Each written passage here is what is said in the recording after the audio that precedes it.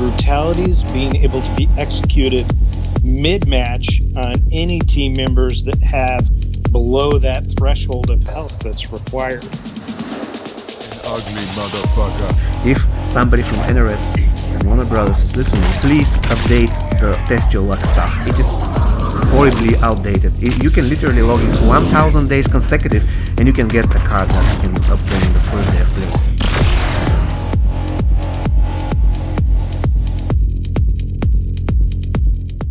Welcome in, everyone. Man with No Game 45 here. Thank you for joining me for this third episode of Kombat Talks Black. Today we're going to be discussing MK Mobile's Halloween update for 2020, recently revealed to be MK Mobile 3.0.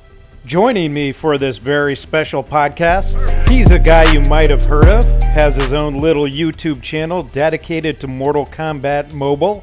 Welcome, man. Thank you for having us. Hey, it's my pleasure. This has been coming for quite a while. There was a point where we didn't know really if this was going to happen. Very excited to have you on my channel, and especially to talk about this update. First piece of news that I think we really need to cover is we've got this Tower of Horror. The repeat's been revealed. Well, first, I just wanted to know your thoughts on that. The Tower of Horror and the fact that it's a repeat tower. Yeah, actually, I'm very excited about it because the Tower of Horror was the first thing actually to break the status quo in the game, in the sense that we are getting something very, very new, and we are getting some new piece of equipment that we didn't expect to get, and a lot of those pieces were actual game changers. And on top of that, we are getting a new character, very, very nice character. So, to be honest, this was the last really great update. Everything after this update, it was okay, but with each consecutive update after this one, the level of hype I was getting lower and lower, to the point where I didn't get any hype at all with the CRT tower. But I'm really excited because in this Tower of Horror there's a lot of very, very nice epic pieces that I know that I won't be able to max them unless I pay a lot of money, but at least I will be able to increase the fusion level of certain items, such as, for example, the Living Dead, which is one of the best items in the game.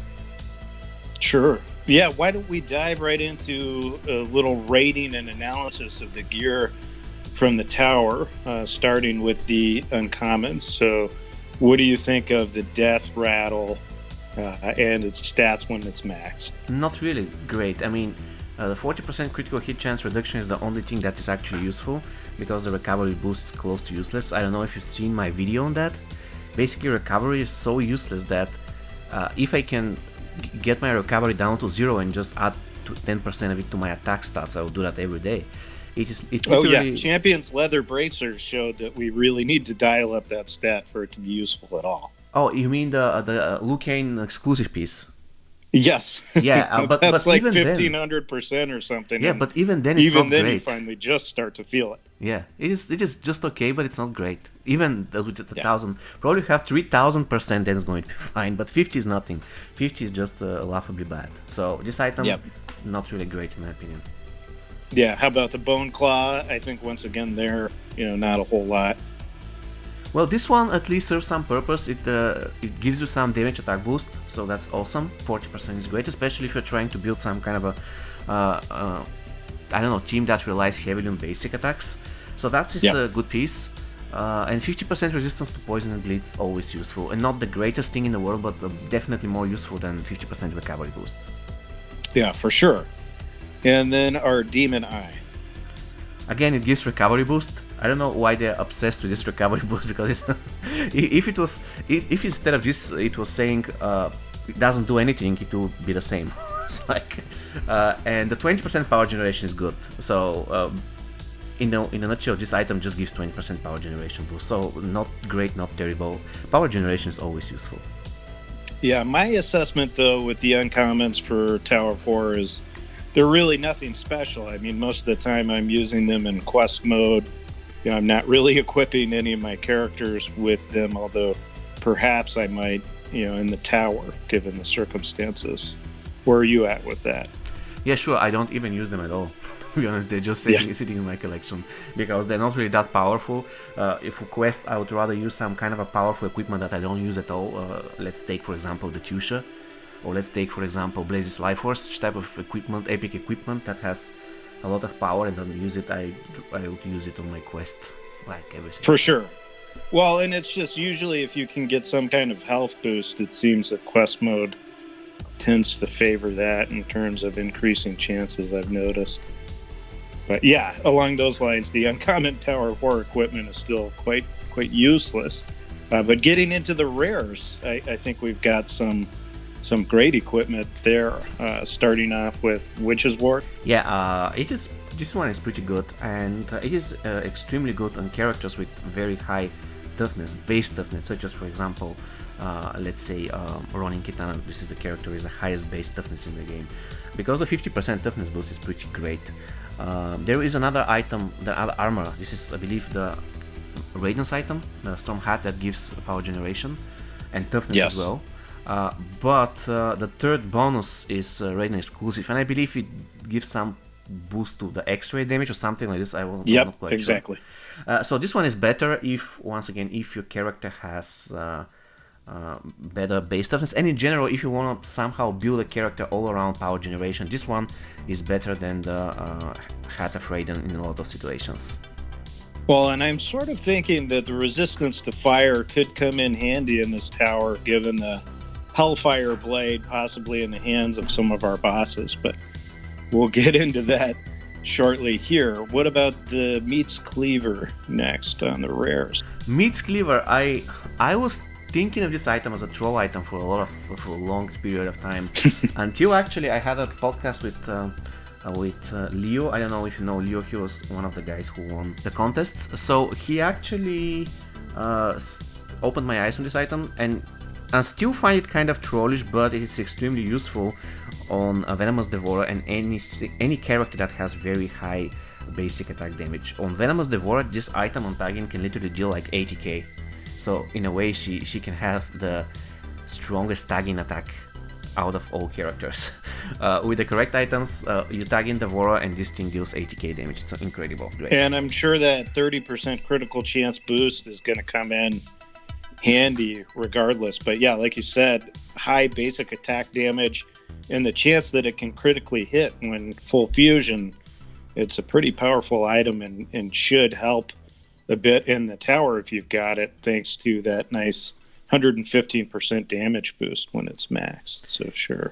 Another thing I want to say about Meats Cleaver is there are certain characters in the game, such as, for example, Shiryu Takeda, Ronin Takeda, and even the Scarlets, the two Scarlets, that they have kind of sloppy animation on tag in. So once they tag in, and by the time they start hitting, the enemy actually does that first in a lot of situations. So in a way, you tag in, and because of the slow animation, you can be the victim in the first seconds.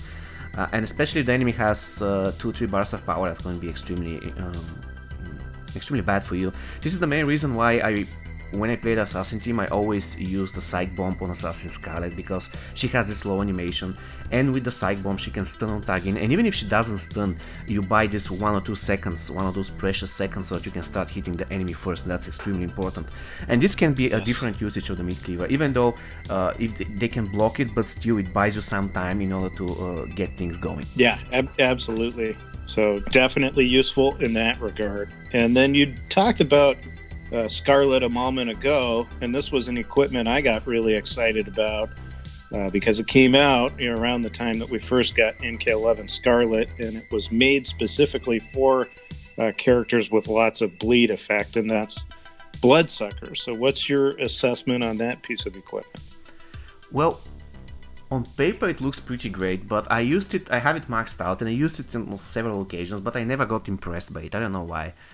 Probably I have to give it another chance, but in general I'm not really impressed with that piece of equipment, even though once again on paper it looks awesome. 25% power generation, great. 50% basic attack damage transfer to health. Honestly, if this is not really the greatest healing in the game, but still something, but it's not impressive at all. And unless you are doing some crazy crits and lethal blows with your basic attacks. And when you apply bleed, increase damage by 25%. This is great, but once again, I just don't feel this item. I don't know. Probably it's me. Yeah, well, I think it's got to be in the hands of the right character and with the right accompanying equipment for sure. So it's not so much something that's just going to make your fighter great on its own. I think your assessment is definitely spot on there. But let's move on to the epics. I think that's what our audience really wants to hear about for sure. And we'll start with the Hellfire Blade. What's your assessment on that piece of equipment? Well, that's very awesome on specific characters. For example, this is built for classic Liu Kang. And it is even built for MK11 Scorpion if you have MK11 Jade in the team, because once you tag in, you're going to be on fire, and that is awesome for you because you start healing. In general, it can work on almost any MK11 character, but not all of them have fire attacks. But once again, if you have MK11 Jade in your team, you can give her this item, you can give any of the MK11 characters this item, he'll be great. And especially, of course, this item is made for Classic Liu Kang. Classic Liu Kang gets very, very overpowered.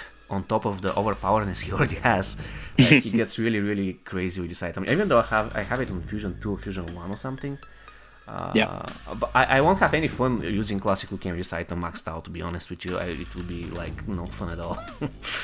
But it's a very solid item. Yeah, absolutely. I think especially once you've got the chance to do the power drain on the fire attacks, it's going to be pretty ridiculous, which has me very concerned about it being in the hands of certain bosses in Tower of Horror. And again, we'll get to that shortly. But let's move on to Reaper's End. This one, in my opinion, this is not a bad piece of equipment, but compared to all the other four, this tower, this is the worst epic. Actually, it is just serviceable. 75% apply curse is fine on combo ender. However, curse itself is not really the greatest debuff in the game. Honestly, it's not really bad. It's not something that I wouldn't have at all, but there are much better debuffs than curse. 50% unblockable chance is great. I don't think that there's any piece that can give you more than 50, and usually the regular equipment gives up to 45, so this is 5% on top, which is awesome. And 30% critical hit chance boost is okay, but you can get 20 from the Devastator, or was it 30? I'm sorry, I can't remember exactly. But you already have similar things with the regular Faction Wars gear, so it is a good item, but I'm not impressed by it. Yeah, I think it's one of those things where it is the gear piece for the tower specifically that is providing your unblockable chance. I don't know that there's any other tower gear, unless I'm mistaken, that has the unblockable percentage on it specifically for Tower of Horror. So that's why I think it makes it kind of a must in the collection, just because we've got this relentlessly blocking AI. So that's where I think it will come in useful. Plus it's got that critical chance boost. So that's where I look at it as a pretty important piece of equipment between the crit and unblockable chance, because that's something you're always trying to stack on your characters in these towers. And then the curse, I agree with you, really not such a great debuff. But then again, it's one of these things I'm wondering if they might be buffing curse at some point the way they buffed blind with the last update. And if they do, maybe it could become a much better piece of equipment. Another thing I'd like to highlight too is just when we're looking at these, and you'll be seeing the images on your screen if you're watching the podcast in video form, we've got 700% damage boost on each of these epics when they're maxed, and that's significantly more than we've seen in any of the other towers. And that's for the easiest tower. Actually, Tower of Horror, there's no challenge there, so I don't need any tower equipment to finish it.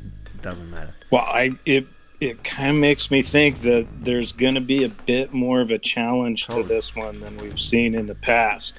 I don't think they're just going to repeat the tower. I could be wrong, but I think new rewards is also going to be bringing some new difficulties. But again, I could be wrong about that. I hope I'm not, though, because I don't know about you, man, but personally I'm looking forward to something new and different with Tower of Horror, at least for now, until those bosses start kicking our asses.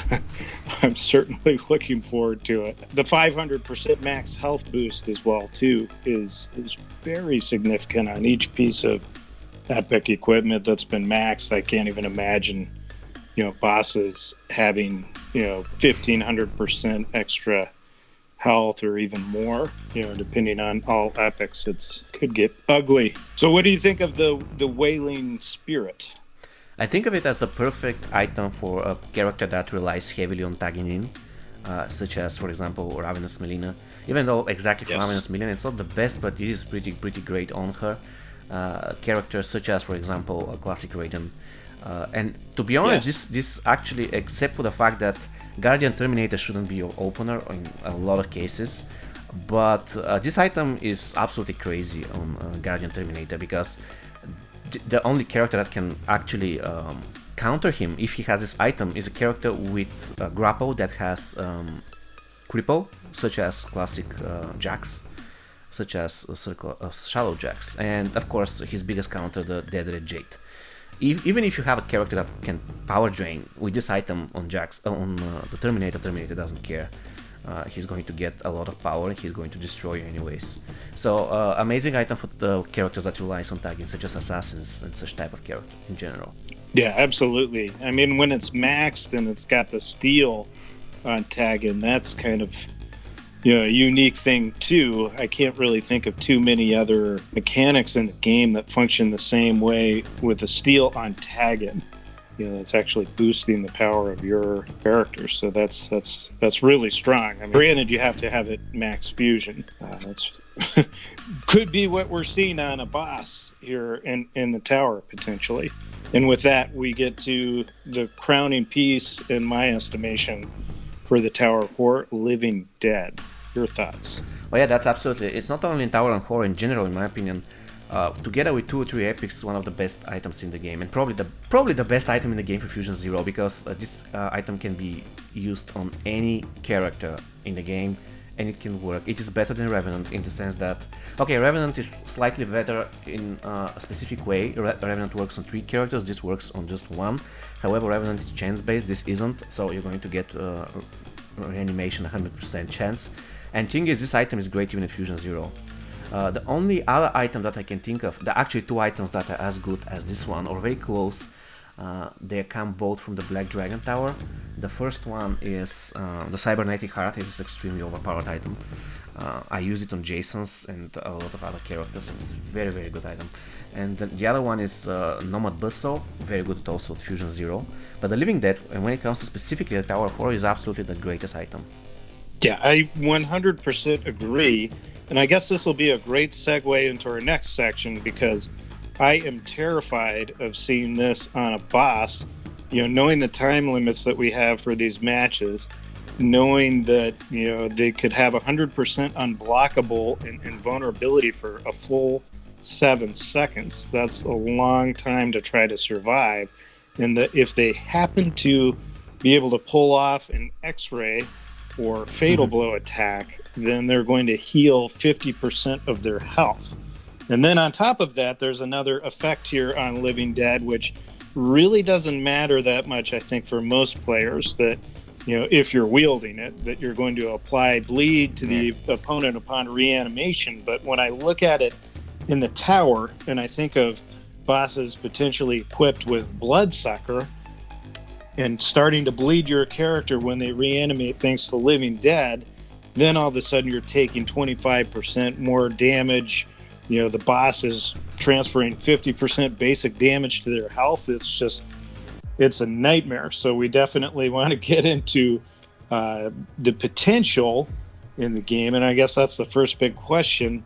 I've already kind of answered it for my part, but the potential that we're getting a normal and a fatal tower, or even, maybe we've got 3 towers potentially with a much higher degree of difficulty than we previously saw in this event. And I guess, what's your assessment on that, man? What are you expecting? For this particular update for the tower, what I expect is that I'm not quite sure whether in the previous tower we even had bosses. Not quite sure. It was so long ago, 1 year ago. Don't No remember. bosses. No No, bosses, right? it was just plain vanilla the whole way. I mean, they mixed in some diamond characters and slightly more challenging matches, but it was a cakewalk compared to towers we've seen. Okay, so when it comes to this tower, I definitely expect that they're going to put some bosses in increased difficulty, and definitely what they're going to do, unfortunately, is they're going to reduce the drop chances, because if you remember, this was the tower that was quite lenient in the sense that the drop rates were pretty high. I definitely remember that once I got 3 or 4 epic pieces in one go, and you can never ever get this in the current towers that we have. No, they're all coin towers now by comparison. Yeah. That's for sure. But to be honest, I'm not really that hyped about the tower. We already had it, and I have the character maxed out. If they change the character, that's great. But still, I am not on a way to grind all the way like 7 or 8 times just for the epic piece. Even if it's the Living Dead, let's face it, the Living Dead at Fusion 10, it doesn't add tons of value. I have it in Fusion 6 and I'm pretty happy with it. Though I can do 1 or 3 or 2 or 3 or 4 goes, but I won't be doing like I did 9 goes in this Black Dragon Tower because I didn't have the character. But it all depends on which character is going to be in the end. I'm really more excited, to be honest, about this survival mode. I really hope that it's going to be something that is accessible 24/7 all the time. It's not something that is there just for 1 week and then it goes away. I hate this. In fact, I was extremely... The best thing that happened to MK Mobile, in my opinion, in terms of challenge, it was not the bosses, because LKT bosses were just like punching bags. They had tons of HP, but they were stupid. Now the Black Dragon bosses, they were a little bit more smart. And when I say smart, I mean they could, out of nowhere, just tag out in the middle of your basic attacks, and you couldn't expect this to happen in the Link Way Tower. And when it comes to Shiryu Tower, they had just this annoying item that you cannot really tag out, and that was the key.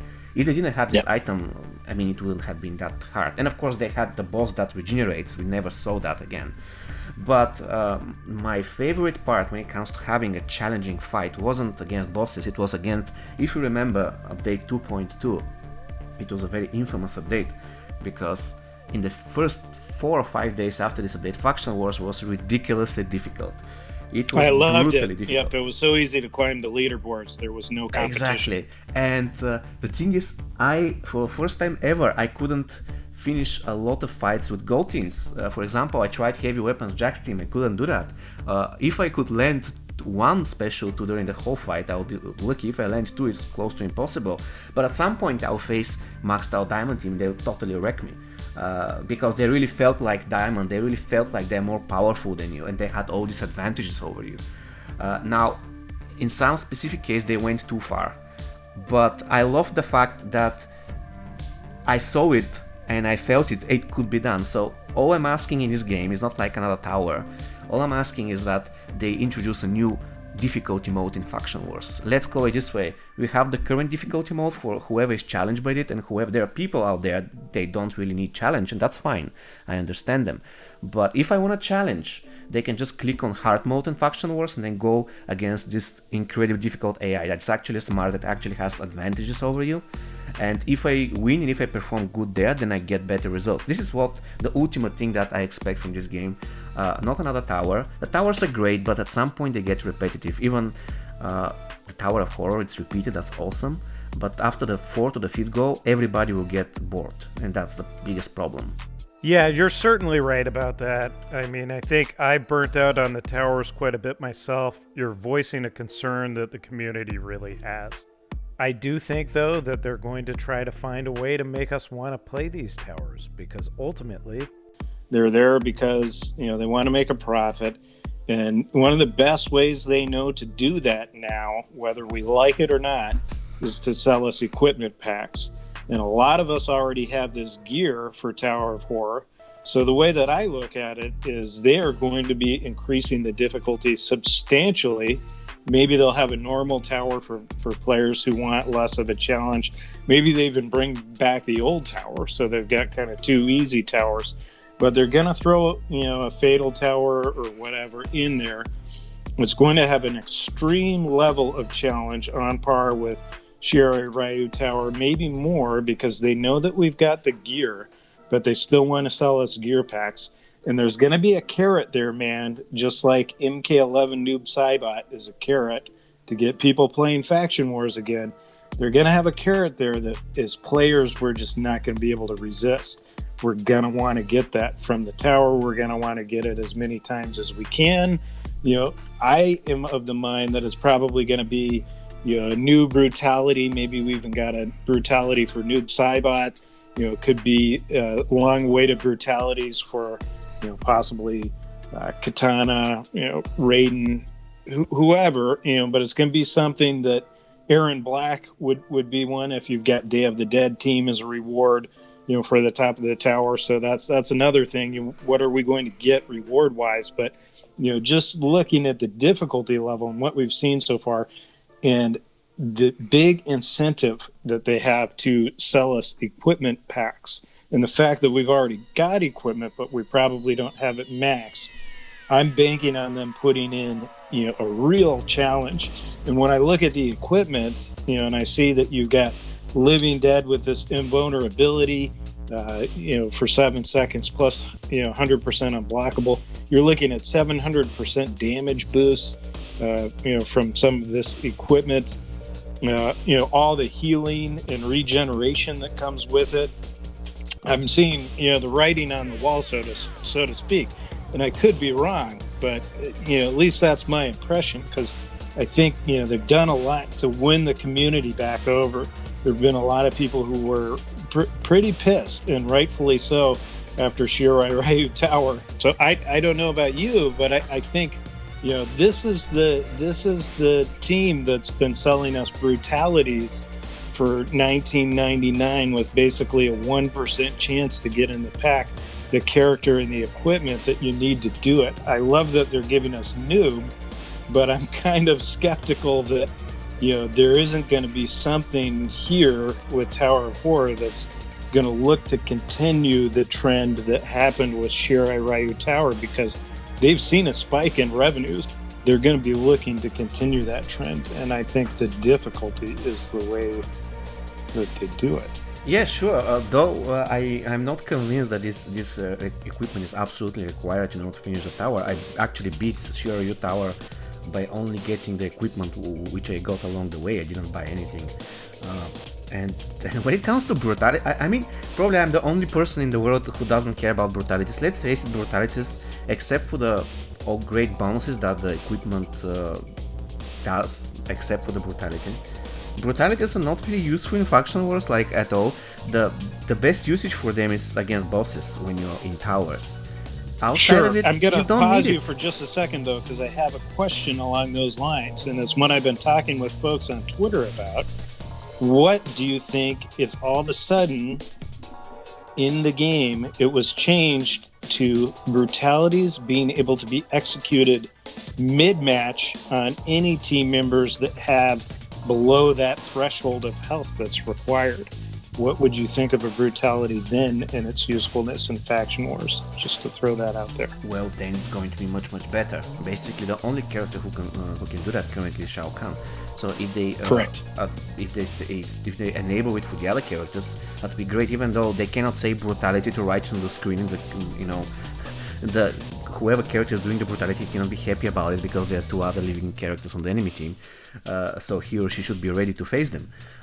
But if they just state it like with a voice and doesn't write anything on the screen and stuff, it would be great. And then actual brutality will be useful. And I don't really think that it should be available only for diamonds. Why? Why only for diamonds? I mean, it doesn't make any sense. But still, Well, from a profitability standpoint, I'm Yeah, sure probably. that it does. Because all of a sudden you can't just get your gold challenge card or your regular gold card. You've got to possess that diamond, which is next to impossible to get. 3%, 4% drop rate. True. So yeah, I mean, I'm glad you're excited about the mid-match brutality potential, because I feel that's one of the things that will be coming to the game eventually, because I think they've realized the marketability of the brutalities. I think they understand that's what sells a lot of their gear. All of a sudden it becomes a lot more practical and useful when it could be a mid-match brutality execution on one of the other other team members, and especially if somebody's got some maxed out equipment with stats on it too. I think then it really is a differentiator. And you were talking about being able to use your equipment to beat Shirai Ryu Tower, and I see it as they're going to need players are going to need more and more tower equipment, because that's the way things are trending. Maybe they're going to back off of that, but I think that's the motivation. That's where the money's at. They're trying to sell gear packs. So I think there's probably going to be ways we can beat it. And man, this is why the community needs players like you and me. We're going to be on there posting videos. We're going to be sharing with people how to get this done with just regular equipment and not tower equipment. But boy, looking at the stats on this gear, I'm thinking there's some pretty nasty things they could do when they make it a lethal level of difficulty and they offer some crazy good reward. We're still going to play it, right? And maybe we're going to buy more gear packs because of that. What are your thoughts? But what is the crazy good reward after all? The crazy good reward is a diamond character. This is not enough. I can get a diamond character anyways. If you save souls like regularly, if you just log in every hour, a lot of people, I cannot log any hour. If you wanna, be successful in the game, if you wanna have a lot of diamonds without spending money, all you have to do is log in every hour for like 20 seconds. Is it so difficult for you? Yeah. I have a job kit, everything, and I can do that, no problem. Sometimes I can be in a lot of hurry or something, and I cannot do it for 2 or 3 hours, that's fine. But in 90% of the cases I manage to do it. The game just reminds you have quests to do, just log in, refresh, and log out, that's it. And if you do that, then you can get up to 20,000 souls per month. And if you save and spend on specific discounts, and I can tell you from now which are when the next discounts are coming. I cannot tell which are the packs, but definitely they're going to be discounted packs. You can easily get some diamonds there, and this reward, just a random diamond, is not really good enough for me.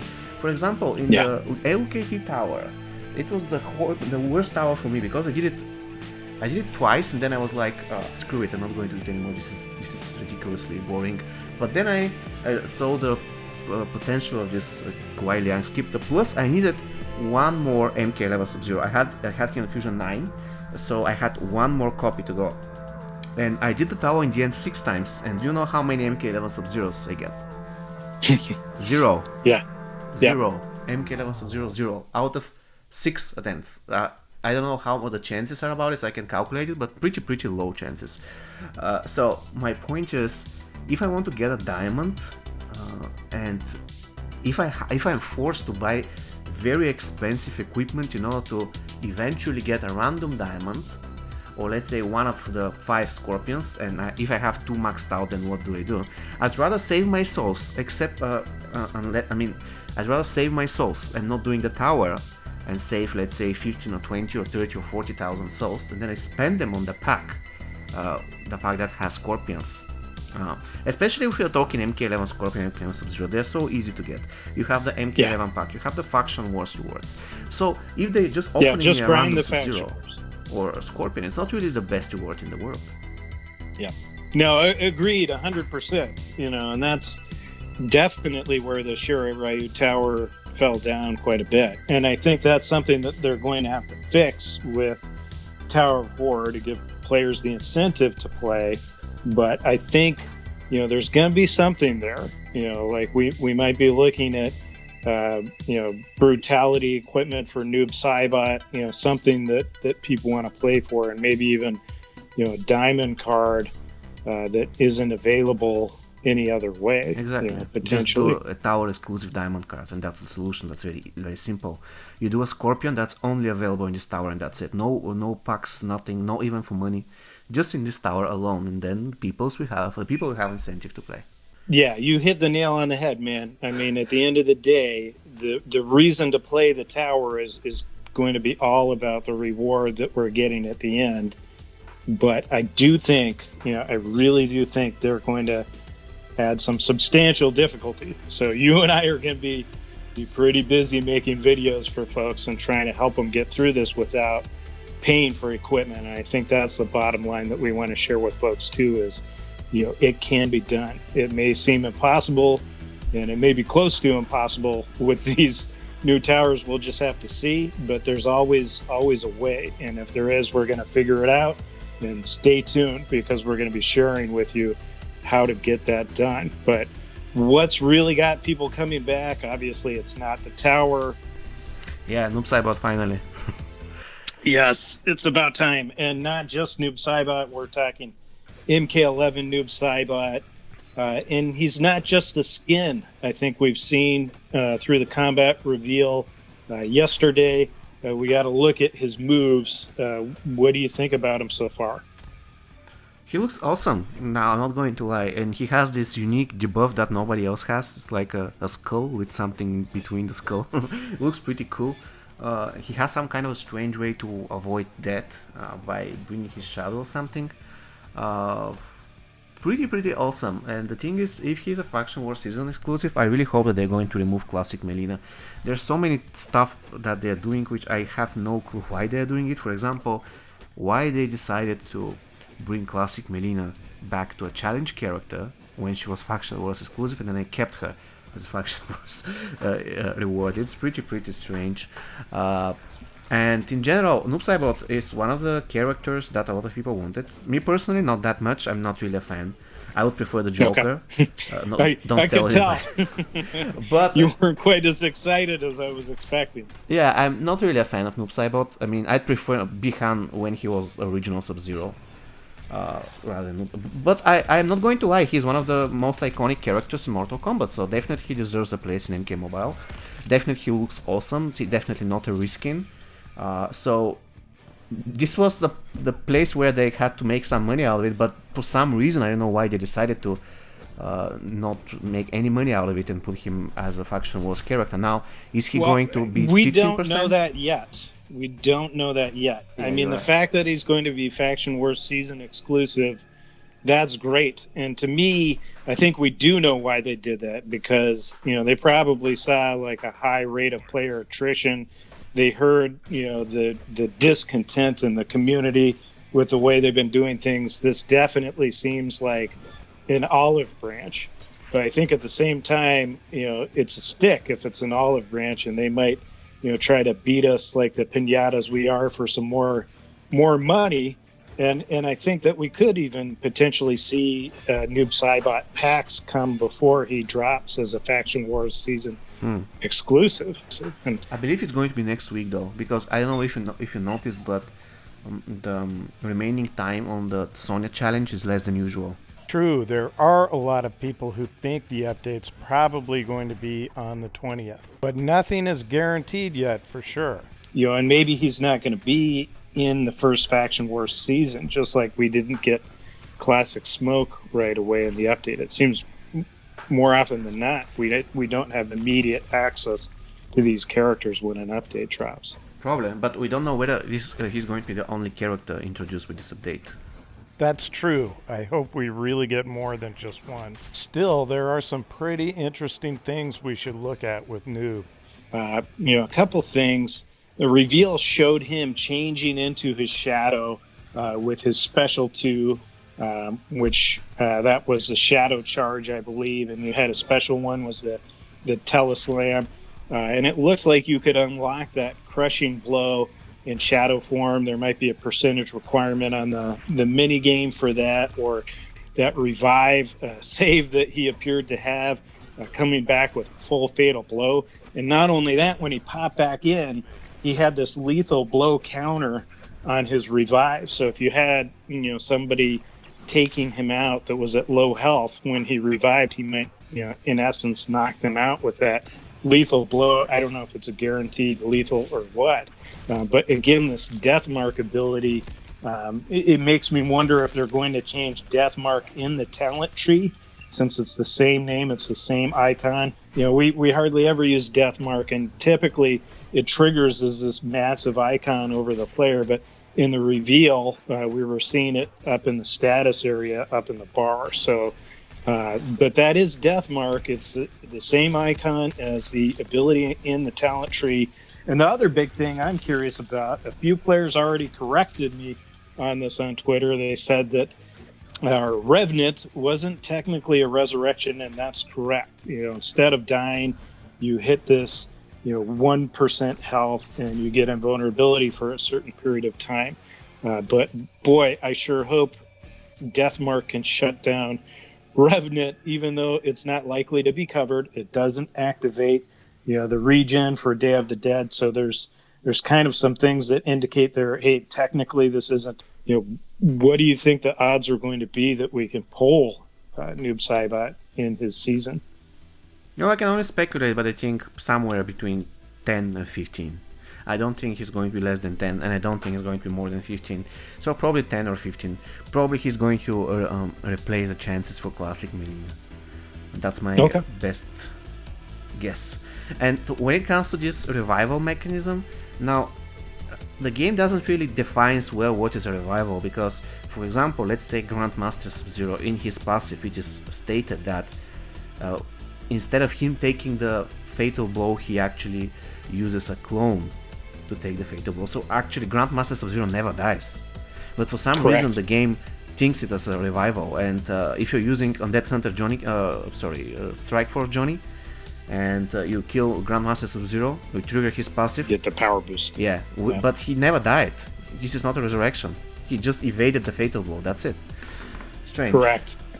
Yeah, but along those same lines, by the game rules, for whatever reason, they don't treat Revenant as a resurrection, unfortunately. So, are you thinking that Deathmark probably won't apply to the cancellation of Revenant, or what? I think it will apply to everything, to all equipment, to every character that can be saved. For example, I think it will cancel Guardian Terminator, not Guardian Terminator, but Spec Ops Scorpion save. I think it will cancel World of Quan Chi Resurrection. It will cancel everything. Let me tell you something, man. God, I hope you're right.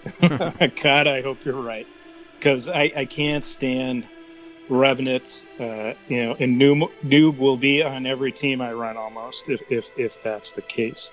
But moving on, we're going to get to Survivor mode now. You touched on it a little bit earlier. What are your thoughts on that? That's one of the other huge announcements. We're getting Survivor mode with this update. Again, a lot to unpack. But how do you think that's going to work? In my opinion, this is the best thing about this update. However, only the idea of it, I have no idea what is going to be about, what is going to happen, how this survival mode is going to be organized. I have no idea. I have no idea even if it's going to be a temporary thing or it's going to be here to stay for a while, like Faction Wars. So I'm really hyped about this. I hope this is a separate game mode that is here to stay. So if I am bored and want to play Mortal Kombat Mobile, I can choose between Faction Wars and Survival mode. So this is everything that I hope for. I hope that it's going to be there to stay. And I don't know which teams or characters will be the best, because I don't know who I'm facing, but in general I believe regeneration teams would be great, because it's survival mode. If your health transfers from one game to another, then regeneration team will be great, or teams that have a lot of shield so they don't really take a lot of damage. So any other characters that you think might be excellent for this mode, just based on survivability? Well, the Elder Jade, of course, the ultimate fighter. The Elder Jade, if played properly, she cannot take damage ever. Yeah, the Elder Jade with Kitana, you cannot kill them. If you play properly, if you give the Jade the correct equipment, it is game over. Nothing you can do. Yeah. And so I'm seeing kind of a pattern here, because potentially Day of the Dead could be key to this survivor mode, and then maybe that's going to be one of our rewards in the tower, although that would be kind of a disappointment for folks who might have it maxed out if that's the case. But again, hopefully we'll get some kind of exclusive diamond or something to the tower like we discussed, because that would make big difference. And then autoplay. We saw it looked like an autoplay feature in the Noob Saibot reveal. Along those lines, do you think autoplay is a good feature to have in the game? I think that this is the necessary step to the ultimate goal, and the ultimate goal is to have online real players PvP mode. Basically, I believe if this is the case, and this is going to be an autoplay, so you start the game and then just let the AI plays with your team and your equipment, and I believe this is the necessary step for the next think that they're going to introduce. This is my suggestion, of course. I'm not claiming that this is going to happen, but if this is successful and if this works, then the next step is, why not just create a new game mode, and then 2 players meet, and then they enable the autoplay, and then they fight. That's going to be the easiest way to implement it. That's going to be pretty fun, and that's by the way, if they're listening, that's a very nice idea. If they haven't entertained this thought, so there you go. You have an idea how to introduce real-time PvP in the game.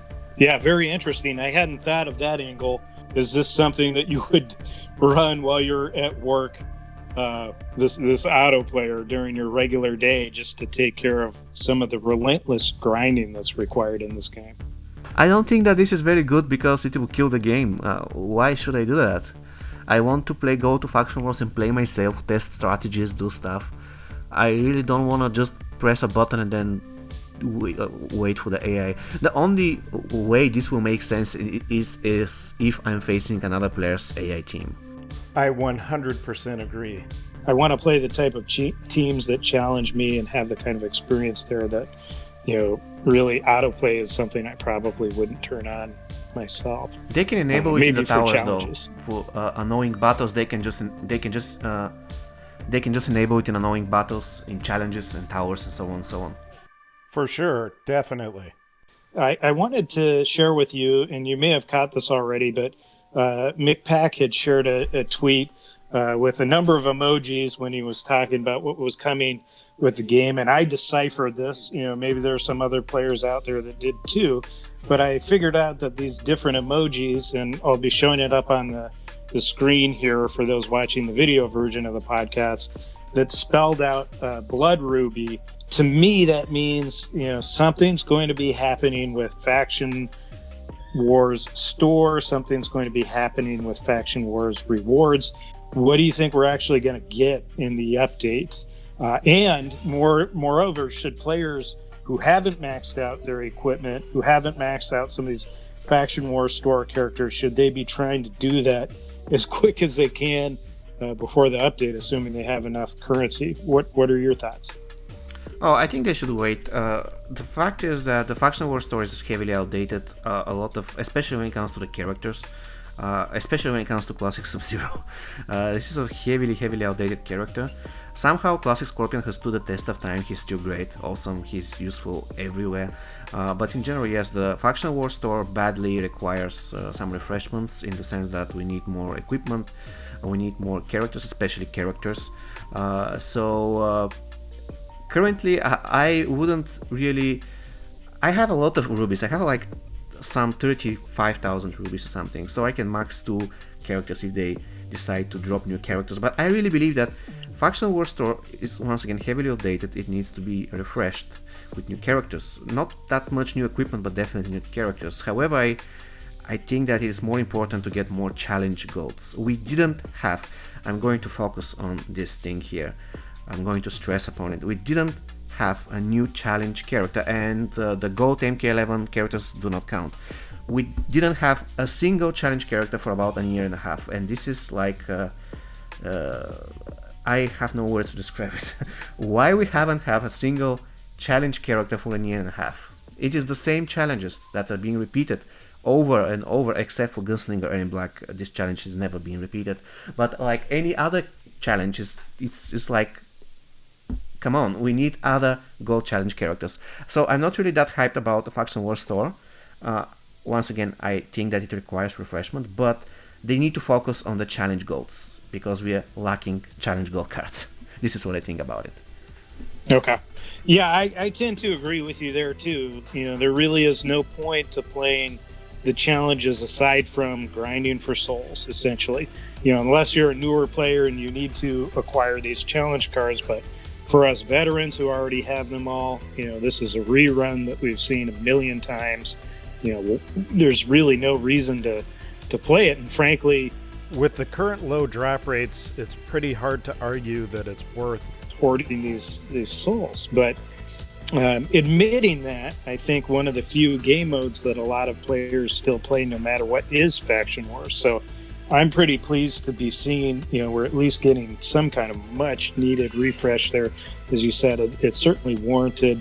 Again, I hope that they update challenge mode too. I think that we should be getting characters like Classic Smoke in there. Hopefully a lot more new characters are coming, but right now it doesn't seem promising that we'll get more than Noob Saibot in the update, and I'm with you. That's certainly not enough. We need more challenge characters. We need a lot more reasons to play this game besides towers and faction wars. But I guess the last piece is, it doesn't sound like you're that excited about brutalities, but do you think they are going to be bringing more brutalities with this update? No, if the brutality is successful, then why not? I mean, everybody should make a living, If it's successful, they will repeat it. However, they need to know that at some point they have to introduce something different. They cannot just rely on brutalities. Sooner or later, Correct. They won't be that successful, and at this point, they need to know how to proceed. Yeah, I couldn't agree more. I think they're going to have to bring some new things, and along those lines, I think adding, if anyone from NRS is listening, McTack, if you're listening to this podcast, I'm going to put it out there. I did a poll on Twitter of our players if mid-match brutalities would be, a mechanic that would make faction wars more exciting. You heard it from Man. I think most of us are in agreement that, it would definitely make brutalities more useful. Add some more utility to it by, making it something that we can do mid-match, to any of the characters. I think that's going to make brutalities a lot more exciting for all of us. I think that should about do it for this. But man, is there anything else you'd like to say on this cast? And also, where can our listeners find you?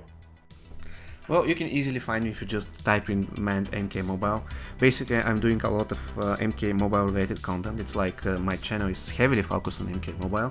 I'm covering one more game, but in like 95% of the case it's MK Mobile. And I'm trying to actually teach new players and just give them some tips on how to progress fast in the game, how to use specific characters. I'm trying to break the status quo, to challenge the status quo that if a character is slow, that therefore he's bad and only the fast characters are good. No, this is not true. This is partially true. Specific boss fights, for example, definitely needs good fighters, but for faction wars it cannot be more wrong. So yeah, I'm trying to give tips for players who don't really have maxed out tower equipment and they can still win in faction wars. I'm trying to get good suggestions for specific teams compositions with how to play this team composition, how to play that team composition. And of course, last but not least, from time to time I actually challenge my viewers to do specific challenges. For example, I had a challenge for the fastest faction wars battle, and can you imagine what was the fastest faction wars battle? It was 2 seconds. And the times were insane. 2 seconds, yeah.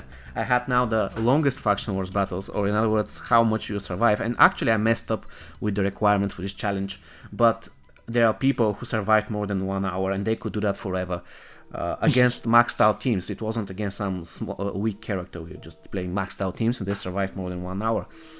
And yeah, I'm sometimes I'm doing such type of stuff. So I'm really enjoying the game, and I'm waiting for the next update, hoping that they're going to bring something really new with this survival mode. Absolutely. Yeah, and again, I can't stress enough, there's a reason why I collaborate with Man. There's a reason why I've hosted you on my channel, Man, and that's because you're 100% legit player.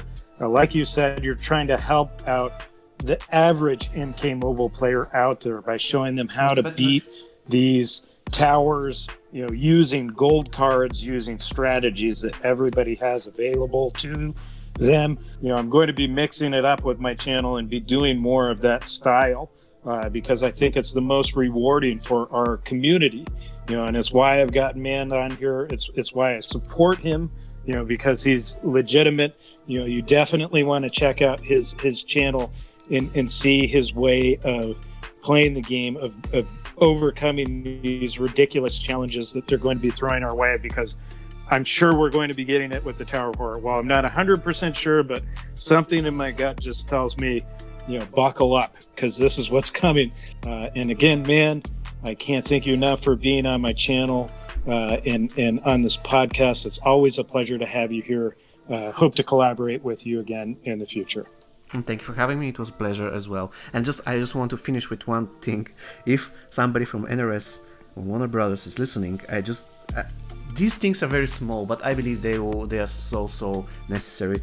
The first thing, please update the test your luck stuff. It is horribly outdated. You can literally log in for 1,000 days consecutive, and you can get the card that you can obtain on the first day of playing, this uncommon piece of equipment that nobody requires.